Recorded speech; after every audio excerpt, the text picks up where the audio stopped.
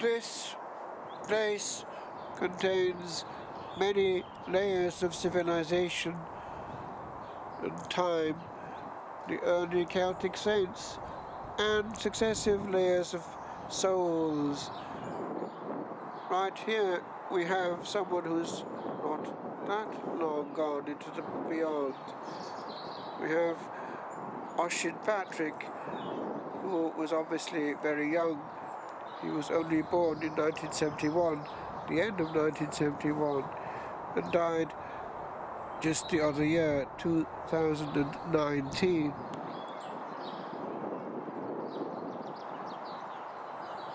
And in between we have all those who have gone into the beyond, each one, of course, at the point of death, equidistant from eternity. Death is the great equalizer, and here time stands very still. And it is good to pause in these places in the heart of Lent. Remember, O man, that thou art dust, and unto dust thou shalt return. Here we have a word from somebody who lived in the Middle Ages, our own Blessed Julian of Norwich, a recluse, who had these revelations, these showings of divine love. And this last line is from her. We could be better, for they existed. That is true. But here we have this word from Jesus himself. All will be well. There is hope where there is the cross. And here we have a little person who went into the beyond after a very short innings. Suffer, little children, to come unto me. Leave our gift to God. That's a good way of putting it. Aged 1.5 years. And these words to a loving parent. These loving hands that raised our family. These working hands that built our home. These dirty hands that fixed our bikes. These loving hands that wiped away my tears. These good, clean hands that I held so tightly while you slipped sadly away. That is interesting. We hand on life. We keep the torch burning for one generation, and as in the Olympic Games, one hands on the torch to the next. On St. Patrick's Day, one thinks about all those hidden saints and all those souls who came from this Emerald Isle and went into the beyond.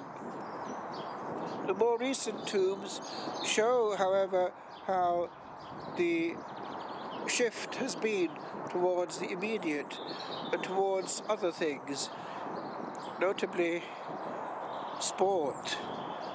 I was a student, was a novice there in the monastery in the early 90s, and I was studying in Dublin at the time with the Jesuits, and I was noticing how on St. Patrick's Day football was very centre stage. And here we have it even in the moment of death. It's interesting that football can be so important. Some years ago I was watching as some good friend of mine was dying. I noticed how the men, the young men and the more mature men even, all night were talking together about Gaelic football as somebody was dying. That's interesting. So here we are, football, all the eyes looking at a round ball. And I thought to myself, I wonder what St. Patrick would think.